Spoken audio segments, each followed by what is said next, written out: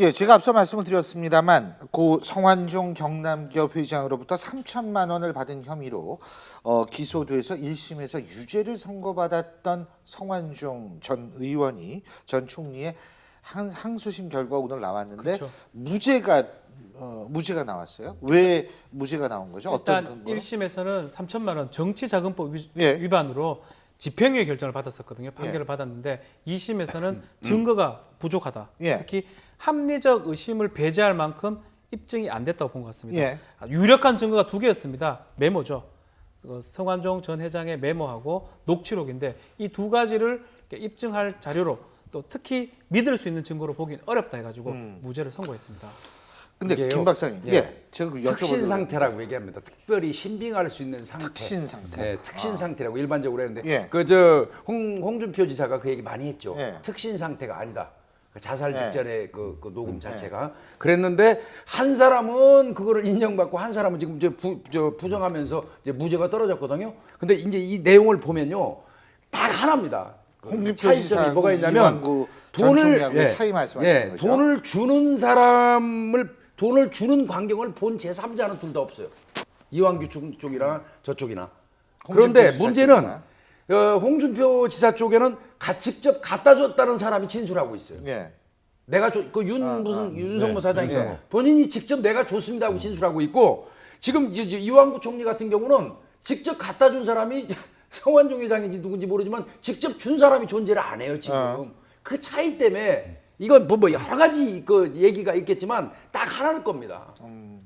직접 준 사람이 그 없다는 차이가 거죠. 있다. 예. 아하. 사실 이제 범죄를 입증을 하려 그러면 공소장에 시간, 장소, 방법 이런 것들이 설치가 돼야 됩니다.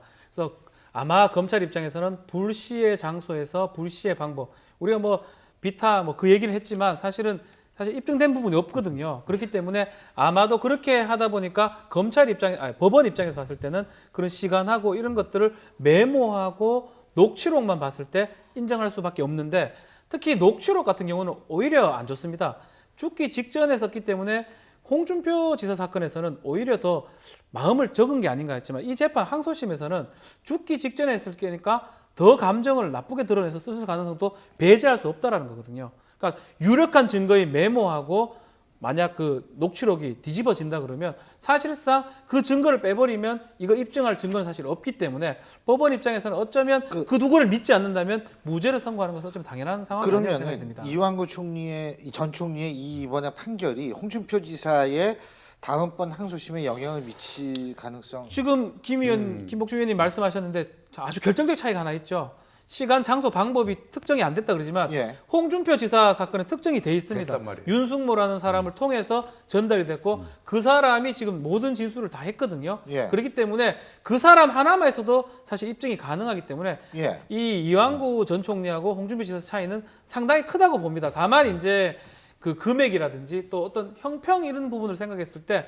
실형의 비중보다는 또 2심에서 홍준표 지사 사건에서도 다른 재판 결과는 가능성은 있다고 생각이 듭니다. 예. 우리도 이제 법을 좀 다룬다는 사람들 입장에서는 이거 참 격렬하게 토론들이 많이 있었어요.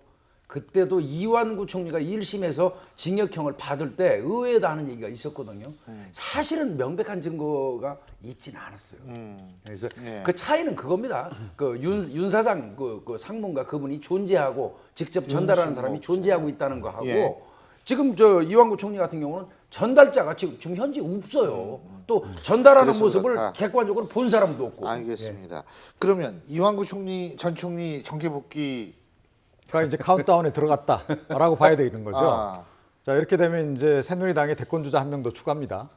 게다가 그래요? 이제 예. 충청권에 유력한 대권 주자 한 명 추가. 아. 그러니까 반기문 그러고 보니까 이번 대선 그 대안. 충청권이 집중 조명을 받아요. 안희정 그렇죠. 지사도 충청권이고. 네, 맞습니다. 예. 예. 근데 저는 뭐 본인 생각은 굉장히 정계 복귀에 대한 당장 가급적 빨리 하고 싶은 마음이겠죠. 근데 이제 오늘은 뭐 언급을 물어도 언급을 자제했지만, 근데 문제는 이제 지금 2심으로 끝나는 게 아니라 3심 대법원이 남아 있잖아요. 그거 뭐 법리만 가지고 하는 그러니까 거니까. 대법원에서 저는 일단 그렇게 봐요. 일단은 정계 복귀를 떠나서 대법원에서 오늘 지금 2심에서 한 논리, 죽기 직전에 원망과 분노 속에서 진술한 그 녹취록은 신빙성이 떨어진다라고 하는 그러한 것들이 3심에서도 인정되느냐가 앞으로 중요한 판례가 되고 그게 홍준표 지사에도 영향을 줄 것 같은데 그렇게 되면 이완구 그 전 총리가 보면은 그전에 대권 출마 의지가 굉장히 강했었거든요. 사실은 뭐 다 누구나 공동연하게. 그렇죠. 그래서 제가 보기에 3심까지 마무리되는 걸 보면서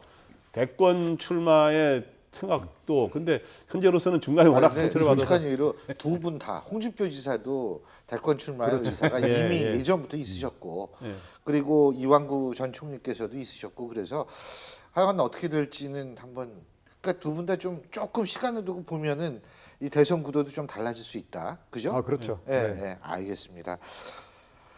예, 어쨌든 대선 시즌이 온 것만은 확실한 것 같습니다. 그래서 더욱더 이번 판결 눈여겨볼 수밖에 없는데요.